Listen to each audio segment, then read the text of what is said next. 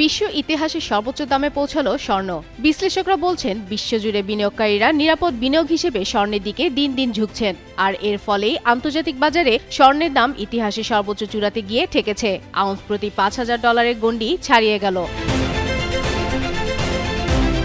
গেল সোমবার বিশ্ববাজারে স্বর্ণের মূল্য $৫৮১.18 পর্যন্ত উঠেছিল এবং ফিউচার মার্কেটেও দাম $৫৭৯.৩০ কাছে ছিল, যা গত বছর থেকে বিপুল বৃদ্ধি নির্দেশ করে।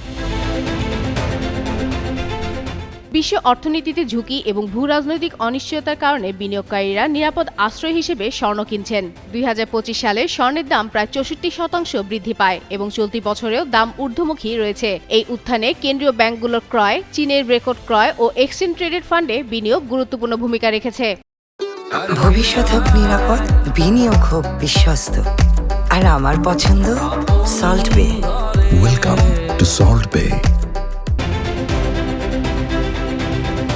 বিশ্লেষকরা মনে করেন, মার্কিন প্রশাসনের নীতিতে অস্থিরতা ও ডলারের প্রতি আস্থার দুর্বলতা স্বর্ণের মূল্য বাড়িয়ে তুলছে। ভবিষ্যতে দাম আরও বাড়তে পারে বলে তারা অনুমান করছেন। এদিকে স্বর্ণের দামকে বাংলাদেশি টাকায় হিসাব করলে $1 সমান ১২২.৩০ টাকার আদলে আউন্স প্রতি $৫৮১.18 হবে প্রায় $৭,০৯,৬০০ টাকা এবং $৫৭৯.৩০ হবে প্রায় $৭,০৯,০০০-এর কাছাকাছি।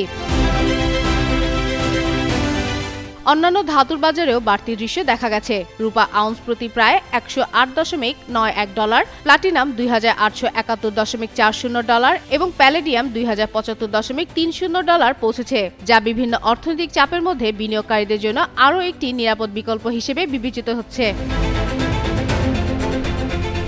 ফাতেমা ফাতেহ জান, যুগান্তর নিউজ।